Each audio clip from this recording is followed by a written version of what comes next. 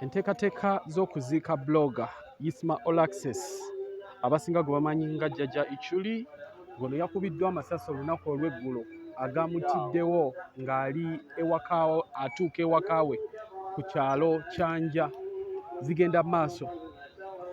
Jjajja Ichuli agenda kuziikibwa ku kyalo Katwe ekisangibwa mu Nkokonjeru Town Council mu disitulikiti ey'e Buikwe nga ekyalo kino kisangibwa wano ku luguudo oluva e Mukono okugenda e Nkokonjeru era nga kumpi n'ekibuga ky'e Nkokonjeru.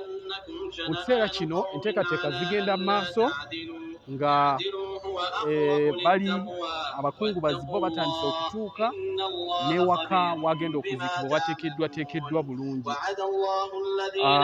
Abantu ab'enjawulo wadde nga tebannaba bangi balabika nga batuuka. Olw'okuba nga mayiti y'omugenzi tennatuuka ku kyalo wano wagenda okuziikibwa, ndowooza yandiba nga y'emu ne ku nsonga ey'abakungubazi abasinga naddala bannakampala okuba nga tebannatuuka ku kyalo wano.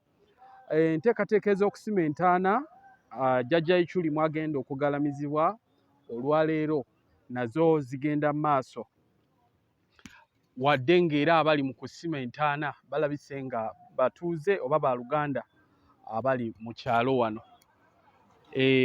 Tusembyeyo okuwuliza ku bali mu nteekateeka ez'okuleeta omulambo Jjajja Ichuli ku kyalo wano wagenda okugalamizibwa okuva e Kampala.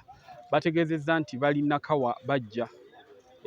Kyokka ng'ono enteekateeka ziraga ng'agenda kuziikibwa olunaku olwaleero ssaawa nga 10 ez'olweggulo. Jjajja Ichuli abadde yeegulira erinnya mu kwogera ku nsonga ez'enjawulo mu nteekateeka ennaku zino emanyiddwa ng'ey'obwa blogger era nga yabadde pulezidenti w'ekibiina ekigatta mumuleetedde abantu obusungu weebuti mubaleetedde obusungu.